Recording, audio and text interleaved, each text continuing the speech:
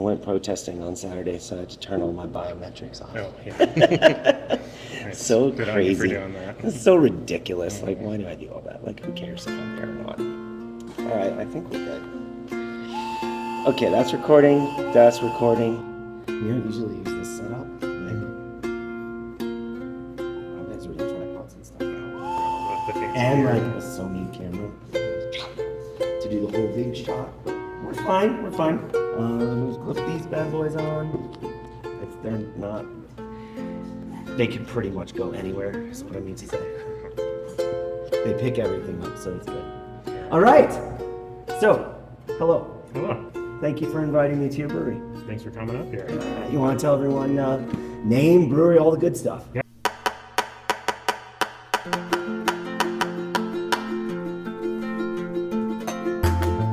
Arizona is a wildly beautiful place,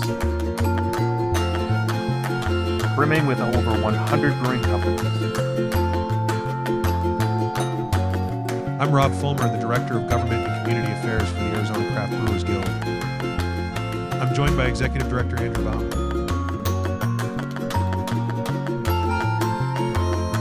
Together we cover the state, bringing you the best of what's happening at our breweries and beyond. Welcome to Arizona Beer Frontier. Yeah, so I'm Nate Phillips. I'm the co-owner with my dad and brewer at Wanderlust Brewing Company. So been here just about a year and a half. I started as the brewer and then learned that the owner was looking to move on, do some different things, and was chatting with my dad about it one time while I was home, saying, "Oh, I don't know, we'll see what happens with this place," and he's is working part-time now, maybe working his way to retirement. Cool. And he's like, well, let's go. Yeah, want to see if we can do this? Wow. Yeah, so he still lives over in New Mexico. And so he comes out about once a month and stays with us, and there's a couple things that I need two people for. So whenever I have canning runs, I save it all up, and I stand at the front, he stands at the end, and we get our monthly shipment out to our distributor. And cool. Then there's any other heavy lifting around here, and then otherwise there's plenty of stuff to do office work-wise that he helps me with. Oh, so, yeah. That's how we So split how it. did you get into brewing? So I moved to Flagstaff in 2022. Had never done any brew, not even home brewing. I was just a beer enjoyer. Right. And so my wife came out here to go to school, and I was looking for work. I went to college for engineering, worked for a few years as an engineer. Wasn't finding much out here. We thought it'd be fun to work in beer for a little bit, just, I don't know, try some. Yeah. And I went over to Mother Road, and I was calling all the breweries in town, and I thought I'd just be behind the bar serving. And so I was like, "Hey, do you have any serving positions open? I'm new in town looking for something to do." They said, "No, we don't have any serving positions, but we do have an entry-level brewer," they call it. And so I worked on the canning line there, and that's what I showed up, and off-pack cans, washed kegs, filled kegs, and then just whenever an opportunity arose to do something new, I'd say, I'd love to learn it. But that engineering brain helped a lot too. Yeah, it's a lot. I think there's a lot of brewing, especially at Mother Road's size, where it is like it's kind of a factory. You're pumping out beer, and you got to figure out how can I do this in a better way? Can I get the canning line up and running 30 minutes quicker, because that's another pallet of beer at the end of the day. So there's just like a lot of little problems every day that you can look at and solve. And so it kept it really interesting. And then whenever I could, I'd learn something new, get trained on it, and got into the cellar, did all the cellar stuff, got up onto the brew deck, and so I really owe a lot to Mother Road. They're really good people to me. They taught me everything I know. Cool. I think I learned. I think they make great beer, so I think I learned from some good people. Yeah, it's cool. Which IPA do I have? That's the Wild Wind series. So that was the single malt, single hop series, and so this uses the crush hop. I think it got that name recently. I can't remember. Right, it used to be one of the number hops. Yeah, some number, but so I was. Well, it's really good. Crush is a North American hop, right? Mm-hmm. Yeah. Yeah. So. I have this aversion to Southern Hemisphere hops. Oh, really? for some reason, they just taste like diesel Oh, okay. every time, or me. I used to love them, and now I'm glad that I didn't. I should have warned you ahead of time. I'm glad that this ended up being what it is. It's awesome. It's really good. So you're working at Mother Road, and you're working up from entry-level brewer, canning line, packaging, into cellar work, and then onto the brew deck. And you were brewing solo, or team brewing up there? Yeah, so we had, big place. yeah. But by the time I left, they had gone to 24 hours a day, so we were just rotating in, one person up on the brew deck. And Yeah. You'd work your shift, the next person would come in and you'd say, here's what's in the kettle, here's what's in the mash tun. Right. Like, here you go. Yeah. And So- then how did you find Wanderlust? So I was just looking for something different, and I can't remember. I guess they had posted something maybe 6 months before I started here that was kind of like for an assistant brewer position, and they were trying to figure out, they weren't sure exactly what they needed. And so I talked with the owner, and I was like, well, I've only been brewing for like a year and a half at that point. And he's like, I don't know, maybe we need a head brewer, maybe we need like a very, very part-time assistant. I was like, well, I need more hours than very, very part-time, and I just don't think that I have enough skills to take on anything more than that. And so we kind of parted ways for a little bit, and then he was short on someone again, and I thought, well, maybe I'll just take the risk. Oh, let's do it. Yeah, and so I jumped in as the only brewer here, February of last year, and yeah. And then it was only a few months? Yeah, by June of that year, so yeah, February to June, 4 months, we had taken over. How nice. So you got the opportunity to kind of get your feet wet, learn about the system, learn about the brewery, Yeah. and all the things before you actually took it Yeah. over. That's awesome. Yeah, it's a real inside knowledge to know what I want to do or not get into. Right. And so now that you're here, you're the man. You're doing all the brewing. You're running the tap room with help, not just every day, right? No, Brewing in the morning and working the tap room at night. Yeah, we have right now 1 to 2 bartenders. Our second bartender just got she had just finished her degree and was working for us for a little bit while she found kind of a full-time other position, just got offered a full-time other position. So we have 1 bartender right now, but she's in college at NAU right now, so it's a summer. She's happy to work more shifts. Yeah, So I fill in 1 or 2 days a week behind the bar. Awesome. She works the rest. When we were deciding what beers to get, and I said, just give me an IPA. You mentioned that you are into IPAs more than in the past, that Wanderlust might be known for something else, but since you love IPAs, maybe going that direction more, or? Yeah, so the original owner, he was a real Belgian beer guy. And so as our flagship beer is still in that Belgian style. It's the 928 local, so it's that Wild Harvest farmhouse style, and it has that Saison Belgian spice flavor to it. And so we still, that's our biggest seller. There's everyone who's been coming here for a long time, longer than me, that's the beer they know and love. Sure. And I think I've done well enough by it for them. Cool. But yeah, when I get a chance to do something different, I like to. There's just so many different hops and things now, so I think the fun way to play with those is put them in an IPA. Yeah, I haven't even kept up on that stuff for the last 4 years. I mean, I get to go to Craft Brewers Conference, which is amazing. I'm not really there to check out the hops like I used to be, right? When I was a brewer, go in, just talk to all the people about the hops the whole time. So tell us about the brew system here, because a lot of people might not be familiar with what kind of brewery you have, what kind of volume you do, things like that. Yeah, so we have a little 3 to 3.5 barrel system I can kind of push it to. And for the stuff in the tap room, stuff I'm trying out, it's nice I can do a little 3-barrel batch. At the end of the day, I walk away with 5 kegs and the 6th or so. Right. And even as a new person who's new to writing recipes, it's nice. I haven't royally messed anything up, but if it's not the best beer in the world, people will try it. They'll give me their feedback, and I'm through it pretty quick. And I move on to hopefully bigger and better recipes. Cool. But then otherwise. for our bigger beers and our core beers, I'll do 2 turns in a day, get out 6 barrels, and I'm brewing 1 to 2 days a week, and then the other days of the week, all the other transferring and packaging of it all. So in the end, we'll hopefully get to 250 to 300 barrels this year. Cool. Yeah. I see a bunch of barrels there. Do you have special sauce working in there? Are those kind of just hanging out right now? Most of them are empty right now.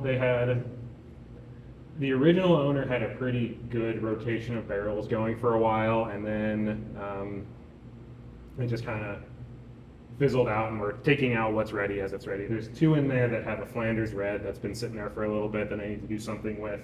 And then we got a barrel from Buffalo Trace this February that I put an Imperial Stout in. So sometime this winter I'll pull that out and we'll have a nice Oh yeah, holiday Yeah. bourbon barrel stouts. I love it. I love it. So yeah, I would like to do more with that.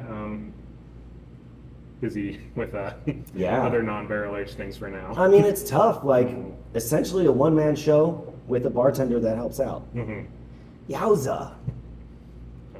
I mean, going from being a brewer to now owning an entire business, what a huge change. Yeah, it was not what I expected, but it's been a lot of fun. And there's been all the work I've done in the past has been very much back in the shadows, and so the biggest learning has been everything front of house, where I've never done anything Right. where I have the customer facing role in a position. So that's been new, but it's been really fun. It's cool to when I'm at the bar having a drink, eventually people pick up that I'm the brewer, the owner, and you Oh, can yeah. chat about what's going on, what they like, what they don't like, and so it's been really fun to have that position. You get to be a rock star. Yeah. Let's see. What have you done as far as when you say you send your monthly distribution of cans to your distributor? What cans are you sending out? Where can people find them? So for now, we're with a legacy distribution in town, and for the most part, we're pretty well in the gas stations and liquor stores of town. So we Amazing. have 4 core beers. It's that 928 local farmhouse ale. We have our Pan American Stout, our Heart Prairie Pale Ale, and our Tropical Borealis Hazy IPA. So those are around most of the gas stations, liquor stores. We just this summer, all of the bars at the Grand Canyon have the 928 now, so Wow. that's been my biggest step up. Is all of a sudden that's a lot more volume than anyone has Right. asked for. Right. Sending out a whole pallet of kegs at once is a different thing for me. Yeah, and how are you managing that increase in package volume? It's going well so far. I got the first 2 deliveries out, so I'm keeping up with it, I guess. Yeah, I mean, when you said that you're brewing 2 days a week, I went, okay, 5, 10, that's 10 kegs a week that you're selling here at the tap room, huh? Ish. Yeah, And then, of course, yeah. there's the distribution too. Yeah, and whatever I can for the tap room. And Yeah. so Do you sell out to other retailers? we have Legacy kind of in the northern area here, and then otherwise in Phoenix, we're in all of the Total Wine stores. So Mhm. that's really as much as I'd love to have more beer everywhere. I can't run down to Phoenix No, as often as is sure, needed, and of so course. Total Wine is nice because they send us the order at the beginning of the month, everything they need for the month. But I can find one day this month to get to Phoenix, or that's another good thing when my dad's out staying with us. I load up his car and say, "Here you go," and he goes and does the deliveries. So that's what we're able to kind of manage it. But it's a nice set of chains because really, if anyone from the valley comes up here, they say, "Oh, we really like your beer. Where can we find it?" I don't have to list off all. Well, do they have it right? Or I don't know. We were on here. We weren't. They Yeah. say Total Wine. Go there. Yeah. You'll find it. Cool. And it's all 4 brands? It's not the Heart Prairie Pale Ale, but the Okay. 3, the Stout, the Hazy IPA, and the Farmhouse. I had the Hard Prairie last time I was here, which I think was like the day before the last day for that bartender that left. Anyways. Yeah. Doesn't matter. Hey, well, that sounds amazing. And have you had the opportunity to keep in touch with your friends at Mother Road? Do you Yeah. do you guys help each other out with things, or? Yeah, that's It can be a one-way street sometimes, I know. I just kept calling Arizona Wilderness when I was at Perch, like constantly, hey, you guys have a question. They were calling me for help, I know. No, it's been good, it's mostly. There was one day we were in the middle of a canning run, and all of a sudden, just nothing was looking right. The seams were leaky, and I have no idea what's going on. It would have taken me forever with the tools and my calipers and everything here to figure it out. I just took a can over, and it's like 4 or 5 minute drive. Yeah. I drive over there with a can, check it on their machine, Mm-hmm. and come back, make some adjustments, do another test. And I Awesome. think I spent that Friday. I went back and forth 7 or 8 times. But in the end, I got everything back in spec. Cool. They're super helpful. And yeah, so Nice. there's a couple times I've needed grain and gone and grabbed a bag from them. Uh-huh. And then, so yeah, it's nice. I got all the phone numbers there. Right, They're right. helpful. Do you get to ever relax? I know you've only owned a business for a year, so the answer is probably no. Have you gone on any trips lately? Been to any Yeah, other actually, I places? just last week I was on my first like multi-week vacation in a while, so Cool. it was good. But the nice thing, I know what's coming up, and I worked like crazy before it. Got all caught up. The walk-in was stocked. You all to all the bartenders, like, you have all the beer you need. Right. If there's anything, like, I'll have my cell phone, and I get back and whatever's depleted. I'm working like crazy to get it stocked back up, but it is nice that I can set my own schedule in that way. I know it needs to get done. It's Yeah. not yeah. I can do it whenever it needs to get done. If I want to come in at midnight and work overnight and do nothing during the day, I could. I keep it pretty normal. Good, good. And what is your wife going to school for? She is going to school for ecology, and she specifically studies permafrost soil in Alaska. Woo! So yeah, it was a kind of a funny move to come to Arizona to study frozen soil. Permafrost. But yeah, she basically in the summer goes up to Alaska. They have a cabin up there, and she collects soil samples and then brings them back here, and they analyze them throughout the rest of the year. So That sounds pretty bomb. yeah. Maybe I want to do that. No, I can't. I'm not. Well, let's see. I know that y'all have had a pretty solid merch game. Are you still rolling with that? Do you have anyone helping you with that? Because you have a lot on your plate, man. Yeah, so that's we haven't done anything new merch wise. We've been mostly all the designs in the past have been really good, so we've Yeah. mostly been cycling through those again. I am behind on an order there. we're running low on some t-shirt sizes. It happens. It's But, true. Sometimes it's not a bad thing. You know, scarcity drives desire. Yeah, we'll get some more in. Cool, cool. I know, so I asked earlier about your patio. I didn't even know you had a patio in the back. I was familiar with the patios in the front, and those were kind of like a COVID era like bump out, right? Yeah, and Okay. I'm not sure when exactly those came about. If it was something, because I'm not actually even sure when they got that side patio. I can't remember what the exact year was. If it was something they had. I've been started- coming since they opened, and I never knew it existed. Yeah, so- there's a lot of people that had no idea. But yeah, especially when we had those tables out front, that was a nice place to sit and stuff. Yeah, it that was cool. patio on the side, it is a little difficult because it's so shaded. It's best at the times of year where it's hot, even in the shade. Where those tables out front, you're in the direct sunlight, and so even if it's a little cooler out, and when it starts to get warmer, you can sit out there comfortably, but you really can't be on that side patio, except for in the real hot days of summer. Got it. Wow, that's nice. So you mentioned that when you bought the brewery and had to go through license changes, that it kind of cropped up on the city's radar, and they're like, wait a second, I don't know about that. So still working on getting those back in play. Yeah, so maybe in fall. Yeah. We've gone through a lot of work on that. We'll see how what crops up with everything. More things you never knew you'd Yeah. do when you opened a business. Oh, I have to do all this. Yeah, but yeah, everyone's been super great to work with. So yeah, It's just time. yep, just It's time and going through the process and checking off everything on the list. yeah, and trying to find time yourself to do it. Yeah. And you're generously donating your time to go to the Real Wild Woody Beer Fest. Yeah. So, That is coming up next Saturday. I'm actually putting some banners up on the locomotive, Okay. which was a little bit, let's say, controversial last year. Mhm. Someone said, "Wait, you don't, what? Do you have permission to do that?" Yes, totally. I do. I do. But what are you bringing out to the event? so we have two different bottles we're going to bring. One of them was what I did for our anniversary last October, and it's a kettle soured Saison.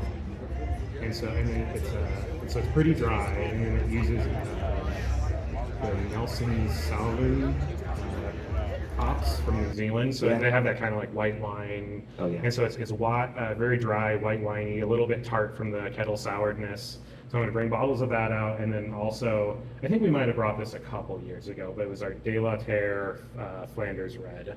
So we'll have those two sours. Amazing. Thank you so much. That's awesome. Plus your time. Yeah. With the dude who works so much, like coming I'm excited out. to do this. Last year, a lot of these summer festivals happened just right in that period of takeover, and just like Madness. first week in charge, I was like, Sure. well, it's too late for that one, or I do not have time to do that. So now this summer, I'm hoping to hit them all. Don't hit them all, bro. Give yourself Hit as many as I give can. yourself a little piece. Yeah. But that's amazing. Cool. Mhm. I don't know. I guess that's about it.